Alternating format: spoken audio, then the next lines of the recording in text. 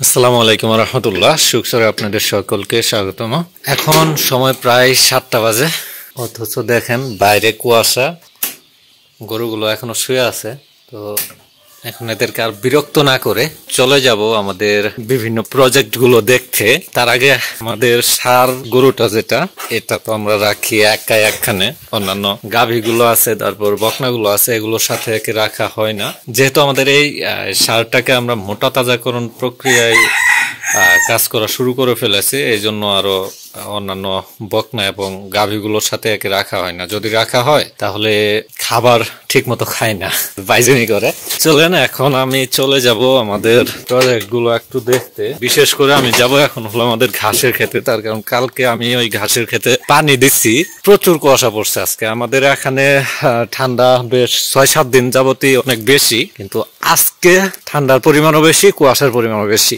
সরিষা ক্ষেতের বর্তমান আপডেটটা একটু দেখি। তো দূর থেকে আপনারা যারা দেখেন, আপনাদের কাছে তো চোখে লাগে হলো সরিষার ফুলগুলো, কিন্তু আমাদের চোখে যেটা আসে সেটা হলো এই সরিষার দানাগুলো। তার কারণে এই দানাটাই আমাদের আসল জিনিস। হলুদ আছে বলেই আমাদের শীষগুলো হয়, কিন্তু তারপর আমাদের মূল টার্গেটটা হলো সরিষার যে শীষগুলো হয়, এই শীষগুলো। তো চলুন আর বেশি কথা না বাড়িয়ে এখন আমি চলে যাব আমাদের ঘাসের খেতে। সকাল সকাল একটু দৌড়াইতেছি, তার কারণ ঠান্ডা লাগতেছে, বাইরে হয়েছি। যদিও আমি এখন শীতের কাপড় পরছি 2টা। এই পাশে যে এই ঘাসগুলো আমরা পরবর্তী টাইমে লাগাইছি রাস্তার সাইডে, আর ওই পাশে এগুলো ছিল আগের। রাস্তার সাইড দিয়ে যে ঘাসগুলো হয় এগুলো বৃষ্টির সিজনে খুবই ভালো হয়, তার কারণ এখানে তো পানি জমে থাকে না। আর পানি না জমে থাকলে তখন এই ঘাসগুলো ভালো হয়। কালকে পানি দিয়ে রাখছিলাম, এখন দেখেন পানিগুলো একদম শুকিয়ে গেছে, এবং পানি আছে যেগুলো এই যে ড্রেনগুলোর মধ্যে একটু পানি আছে। তো আলহামদুলিল্লাহ, আমি ভাবছিলাম হয়তো ঘাসগুলোর সমস্যা হবে, তার কারণে একদম উপরে পর্যন্ত পানি দিয়ে দিচ্ছিলাম। এই যে এদিক দিয়ে যে দেখতেছেন না, এই যে এই ঘাসগুলো ডুবেছিল পানি দিয়ে, সারা রাতে পানিগুলো খেয়ে ফেলছে। তার কারণ কয়েকদিনের অনাহারিয়ারা, এখন যেহেতু বৃষ্টি হয় না, এই ঘাসগুলোর দ্রুত বাড়ার জন্য এই পানিটা খুবই গুরুত্বপূর্ণ। এই যে এই ড্রেনটা দেখতেছেন, এই ড্রেনের এই পাশে এইটুকু পানি দিছিলাম, 1 ঘন্টার মতো পানি দিছি। পানি দেওয়ার পর সেই পানিটা আবার একটু ছেড়ে দিয়ে এদিকেও দিছি। এই পাশের ঘাসগুলো যেহেতু এখন একটু বড়, এদের পানি একটু বেশি দরকার। আর এই পাশে যেহেতু কেবল কুড়ি দিচ্ছে, এই পাশে যে দেখতেই পাচ্ছেন এদিকে কুড়ি আছে কিন্তু ওইদিকে কুড়ি নাই, যার কারণে আমরা আমাদের এই ঘাসগুলোর মধ্যে যেগুলোতে কুড়ি আসছে এদিকে, এইগুলোতে পানি ছিঁচে দিছি, আর এই পাশে এদিকে দেই নাই, এতটুকুর মধ্যে পানি দেই নাই।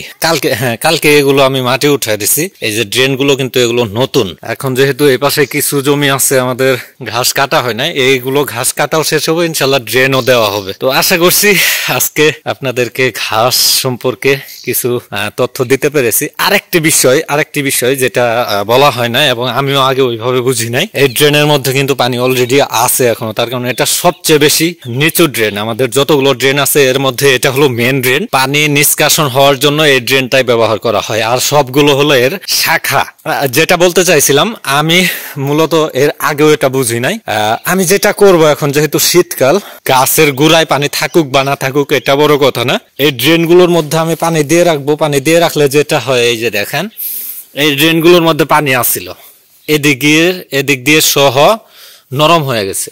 যদি ড্রেনগুলোতে পানি থাকে তাহলে গাছগুলো পানি সংগ্রহ করতে পারবে খুবই বেশি। আর এই ঘাসগুলোতে প্রায় 70-80% পানি থাকে। এই পানিটা যদি আমি ওর কাছে রাখতে পারি, তাহলে তারা সঠিক সময়ে পানিগুলো খেতে পারবে, আর পানি যত খাবে ঘাসগুলো তত দ্রুত বৃদ্ধি পাবে। এটা আমার ধারণা আর কি। এই যে এখন যেহেতু আমার ড্রেন আছে, সবকিছু আছে, আমি যদি পানি দিয়ে একটু চেক করে দেখি, কিছুদিনের মধ্যে আপনারা এর আপডেটটা জানতে পারবেন।